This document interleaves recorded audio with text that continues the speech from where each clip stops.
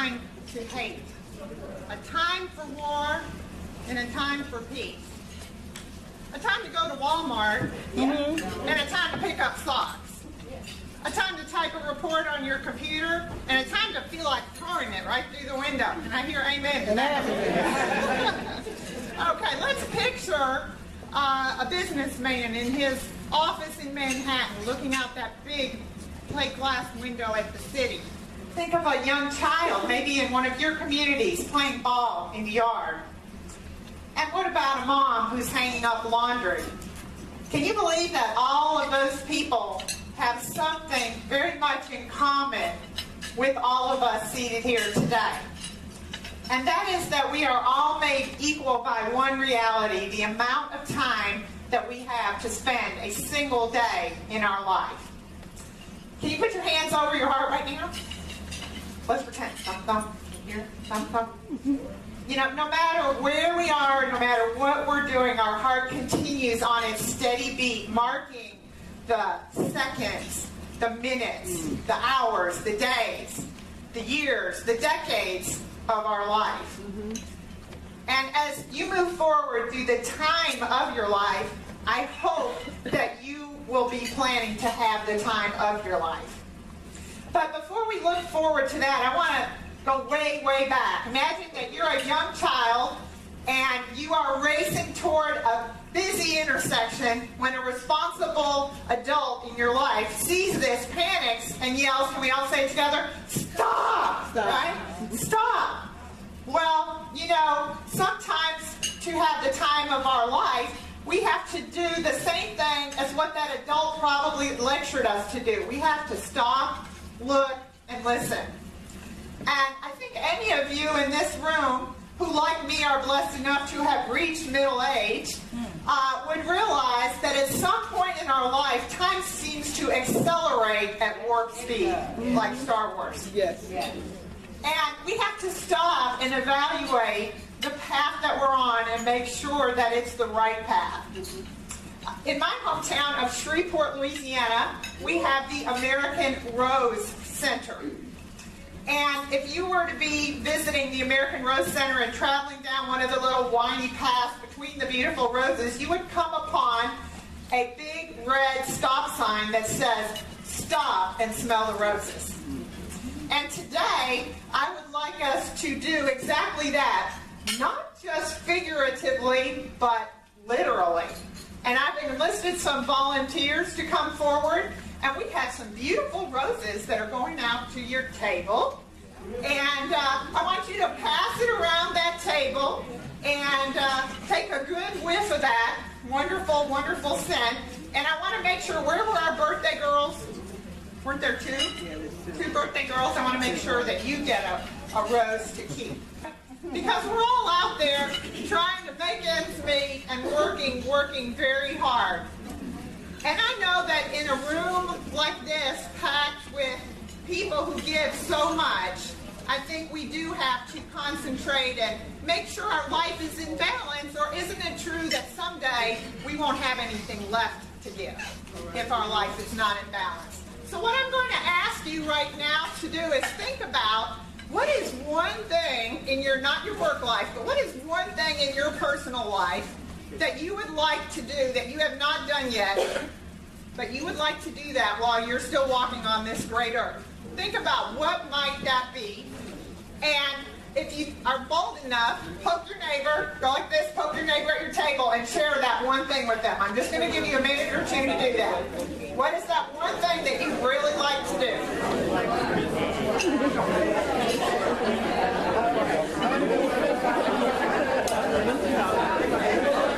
All right, so if you heard something really good at your table, raise your hand and we'll make our way around. Back to me. Okay, Michael, what do you do? My thing was go to Egypt and climb the Great Pyramid. Go to Egypt. Wow, that's a very ambitious. Let's give them a round of applause for that. Anyone over here? How about someone over on this side? It's going to make you go all the way to the back. Got two. I want to see the Northern Lights. See the Northern Lights in Alaska. Those are amazing, amazing.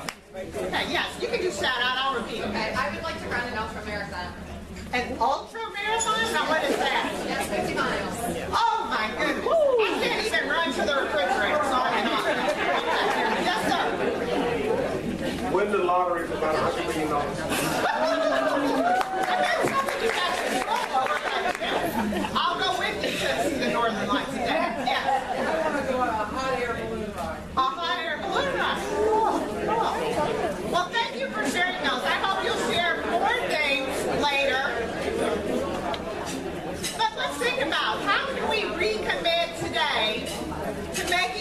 one thing happen. And I know what you might be thinking, well, Teresa, I had lots of plans before I had kids, or before my mom or my dad got old and I had to take care of them. But here's the thing, time is ticking away on our dreams, and only we can make them happen. I do believe from the stories that I've heard, such impressive stories about you, that many of you have, with great intention and even sometimes personal sacrifice, stopped long enough to notice the needs of others in your communities. And I do believe we have to stop and really think, how do we give of our most precious life resource, our time? No one has your ability or your talents. No one in this room, no one, I would venture to say, in the entire world has the exact same combination of talents and gifts that you have. So no one can serve in the way that you can. And so we don't forget this. I want you all to do a little exercise with me. We are going to say all together, when I give you the clue, there is no one here like me. Okay, but I want you to say it with feeling. I want to see some hip action. All right, are you ready when I count to 3? Are you ready? 1, 2, 3. There's no one here like me. All right, give yourselves a round. So to have the time of our life, we must stop. To have the time of our life, we must also look. When you do stop that treadmill of life, if you're able to do that, look around. I was just out in the great state of California. I heard some of you are from there as well. And my youngest daughter lives out there, and I found myself one day on one of the big freeways, not going very fast. Can you imagine that? Oh, my goodness. And so I had time to take a gander out my right window, the passenger side window, and in the distance I could see these gorgeous, majestic mountains. And it just kind of makes my heart skip a beat, because I come from the mostly flat state of Louisiana. So seeing mountains is just really awesome for me. But then a thought came into my mind, really curious thought. I thought, you know what, I bet there are hundreds, if not thousands of people on this road with me today who don't even see those mountains. Right. Yeah. Why don't they see them? Because they are right in front of them every day. So I think to have the time of our life, we must look for those opportunities that are staring us in the face, but we have yet to notice. What could those be? I think we also have to look at opportunities to continue our life's education. And I congratulate, let's give ourselves a round of applause, all of you for being here to continue your education. A really scary statistic is that the current shelf life of a college education is 18 months. Yeah. And the reason for that is pretty simple. It's that all of the information in the world now doubles in less than a year. You need to let that sink in, right? So what does that mean for us and for our team? We must be, as a team of Better Tomorrows folks, learning every single day, must we not? We have to learn every day, not every other day or not just once a year at a meeting. We have to be learning every single day. And what do we need to learn? Well, we'll talk about a lot of those things today. I'll give you one example. I heard earlier, communication is a big thing. Definitely.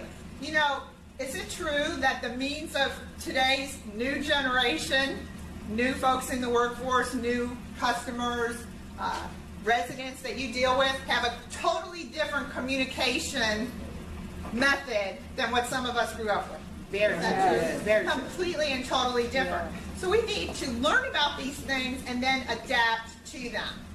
I think we also, another thing we need to look for is an opportunity to thank those who help us along our journey.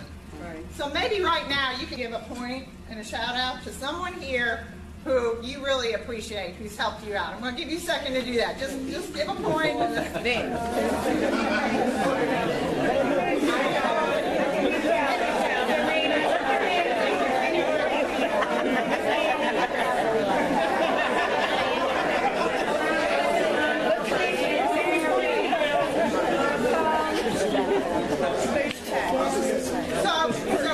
We talked about that one thing in our personal life. So now is the time to think, even at this meeting, what is the one thing in your work life that would build not just your personal success, but the success of all of us as a team?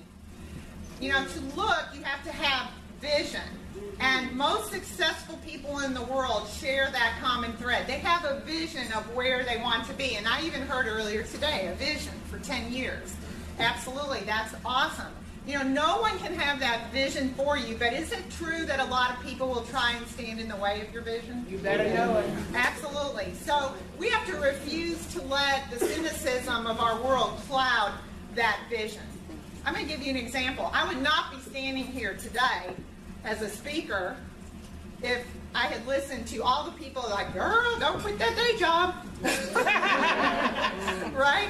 So we have to think, what is the view that we have for our future? What is the vision that you have for your life? What's the mark that you want to make on the world? I do believe, because I've seen it happen, that if you can see it, you can make it happen. That's right. But you have to see it. That's right. Yes, absolutely.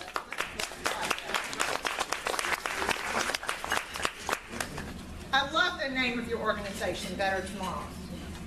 And Better Tomorrows, folks, do not happen in years. They happen in moments. Yes.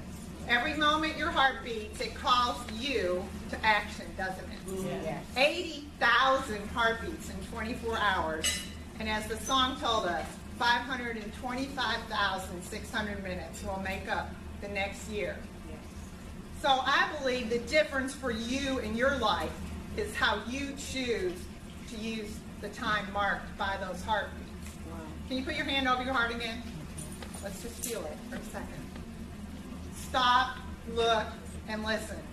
80,000 heartbeats a day just for you. So my wish for you is that as you wisely use the time in your life, that you will most certainly have the time of your life. Thank you.